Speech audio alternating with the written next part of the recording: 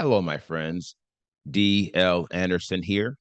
Welcome back to Transformation by Truth podcast as we share the truth concerning these last days and what you must do to save yourself from the violent times that are just ahead.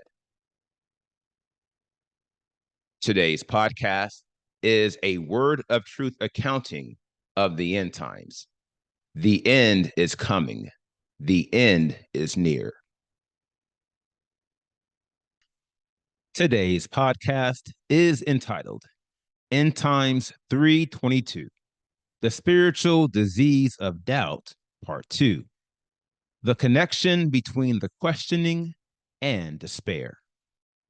The podcast objectives are provide a scriptural definition of despair, reveal why Elohim is not to be questioned, and analyze the importance of dealing with obstacles and crises head on. This lesson contains timelines and other visuals. Therefore, if you are listening to the podcast, I advise you to watch the video version on our website or YouTube, or request a PDF of the lesson so you can add the visual effect. The loss of hope. Shalom, my beloved brothers and sisters, and welcome to day 40 of our exposition of lawlessness. Before I begin today's lesson, I believe it is fitting that I announce that this is the 100th podcast the Spirit has led me to create in this end time series. Like all the other series, I never truly know how many podcasts I will create or how long a series will take. Notwithstanding, seeing where we are in these last days, it is foreseeable that this will be the final series I take up in this podcast ministry. And thus, I encourage you to stay with me, for we are just getting started in our exposition of the 80 degrees of lawlessness. Now, in our most recent podcast, we analyzed the three primary phases of the progression of doubt. If you recall, they are the questioning, withdrawal, and opposition. You may also recall how doubt has three secondary degrees: enter, despair, distrust, and self-reliance. These are the three degrees that constitute the spiritual disease of doubt. Ergo, to eliminate doubt, we must first eliminate these three degrees. The fundamental, i.e., leading degree of doubt is despair. One of the easiest degrees of lawlessness to gather. Despair is, quite simply, the loss of hope. This is why it is the fundamental degree of doubt. For hope is the fundamental degree of faith, i.e., the counter degree of doubt. Therefore, the fundamental degree of doubt must be the opposing spiritual factor to hope. Enter despair. By definition, to despair is to lose, to give up, or be without hope, which causes one to believe there is nothing that can be done to improve a difficult or worrying situation. Naturally, the same way, hope is a very powerful and prominent degree of holiness, being situated at the foundation of the pinnacle of holiness. Despair is a very powerful and prominent degree of lawlessness. Here is why. Those who fall prey to despair will make no progress in their quest for holiness. They will fall out of the race almost as soon as they enter it. Now, the question of the hour is simply, why? Why will some initiate their quest for holiness, perfection, and everlasting life only to quit before taking one step towards achieving the goal? The answer is sure, and it is aligned with the progression of doubt, which we analyzed in the prior podcast. And here we have our first treasure box in this lesson. Each primary phase in the progression of doubt is aligned with one of the 3 degrees of doubt, and they are aligned in sequential order. He is not to be questioned. Now, as you would expect, the first phase in the progression of doubt is aligned with despair. That is, the questioning, an irreligious act committed by those who do not have a fundamental appreciation and fear of Elohim. Remember, the questioning occurs because we can't see how the Father is going to do whatever he promised us he would do. And thus, I would ask all who follow this debased path, who are you to question Elohim? Romans 9:20-21 is revealing. But who are you, O man, to talk back to Elohim? Shall that which is formed say to him who formed it, why have you made me like this? Does not the potter have authority over the clay from the same lump to make one vessel for value and another not for value?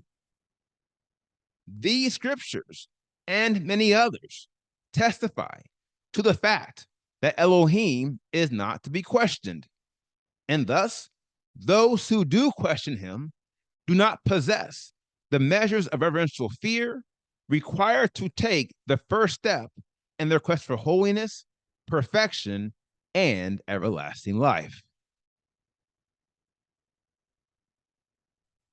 There is only one way forward. Now, this brings us to another pivotal question, namely, how will the questioning lead these so-called believers to despair? That is to ask, how do we unite the first phase in the progression of doubt with the foundation of doubt, i.e., despair? The answer is sure, and I will offer it as an inflection point. When you begin questioning the Most High Elohim, it's not because of him or some reasonable form of doubt you have in his ability to do what he said he would do. Quite the contrary, you begin questioning the Most High the moment you begin looking at and focusing on the giants and the obstacles in your path. Here lies the problem, and where everything will almost immediately begin going sideways. Vis-a-vis, by focusing on the obstacles in your path, you are giving your energy, i.e., your power, to those obstacles. Here is why this act is so damaging. The obstacles in your path are designed to cause you to despair. For when you despair, you are spiritually drained of hope, i.e., the primary source of spiritual energy required to keep you moving forward in your quest. No doubt, this is a very dangerous position to be in, for this process is parallel to regression. To wit, as you are being drained of hope due to the persistent acquisition of despair, you are regressing in your quest and much faster than you realize. Look here, as hope is a spiritual fuel that propels us to the height of the pinnacle of holiness, our loss of hope exposes us to the headwinds and the pull. These are two of the primary factors of lawlessness that prevent us from making progress in our quest. and their greatest effects are inflicted on those who struggle to obtain and maintain hope due to a lack of spiritual focus. This is why you must be careful never to focus on the obstacles in your path. Rather, you must keep your eyes on Yahushua, for this is the only way you can move forward and stay on the path as he leads you. The following inflection point reveals why. When you focus on the giants and the obstacles in your life, you will eventually begin to fear. And lo, this fear will cause you to begin looking backwards in search of a path that will allow you to avoid the giants and the obstacles you don't want to deal with. For you would prefer to go around them, which will ultimately require you to find some other way.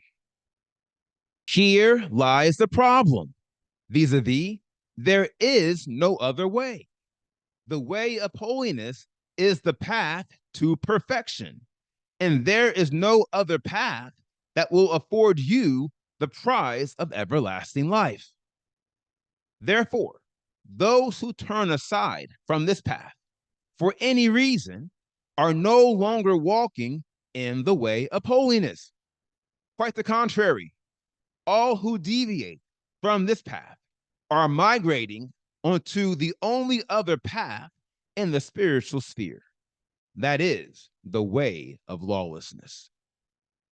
Here lies another problem, an even bigger and more obvious problem than the first. And because it is such an immense problem, I will offer it as another inflection point. Consider this and be advised. The obstacles and giants in our path represent the tests and trials the Father has designed to validate our attainment and mastery of every degree of holiness. They are not anomalies we are to avoid because we are mystified by their presence. My dear friends, the obstacles and the giants we face are features of this quest. They are our trials. They are our tests. Brothers and sisters, this is a crucial matter you must appreciate. Lo, these so-called giants and so-called obstacles are not designed to overcome you. On the contrary, they are designed for you to overcome. They are yours for the taking. That is, if you are following all the lines and precepts of holiness. Here lies the key. Vis-a-vis, these obstacles and giants will pose no real threat to you if you are serious about becoming a master of your faith and engaging yourself in all those spiritual practices that will cause you to have enduring success. If you are, then you will not try to avoid the obstacles and giants in your path. Quite the contrary, you, my dear friends, will run toward them, and you will put them on the run, forcing them to get out of your way, because you know there is only one way forward, and you cannot go forward if you do not face your adversaries and your crises head on. Now, here is the final word. There were those who were afraid, and when we moved forward, they were stayed. As you will see in the upcoming podcast, fear is a focal aspect of doubt. This is why we are taught not to fear, for fear not only impedes our spiritual growth, but it also causes spiritual regression. And so I will pray this prayer for all the children of Elohim and their spiritual progression. Increase our faith, increase our hope when foes and fears prevail, and bear our fainting spirits up, lest soon our strength should fail. Now, here is today's assignment. Meditate on all the lessons you have heard this week and ask the Father to give you clarity on anything you are struggling to receive. And if you are led, please feel free to reach out to me. You can fill out a form on our website and let us know what questions you have.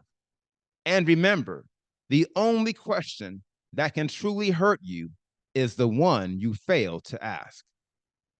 Last but not least, enjoy the upcoming Shabbat and the weekend, and be ready to get back at it next week as we continue to make our calling and election sure in pursuit of the precious and priceless seal of Elohim. Now, here is what's next. We completed today's podcast, End Times 3:22, The Spiritual Disease of Doubt, Part 2. And the next podcast is entitled End Times 3:23, The Spiritual Disease of Doubt, Part 3. I will post this podcast on Monday, August 12th, 2024. Until then, my friends, continue to be led by the Spirit of Elohim. Continue to watch, continue to pray, continue in fasting, and most of all, continue to be focused, for the end is coming. The end is near.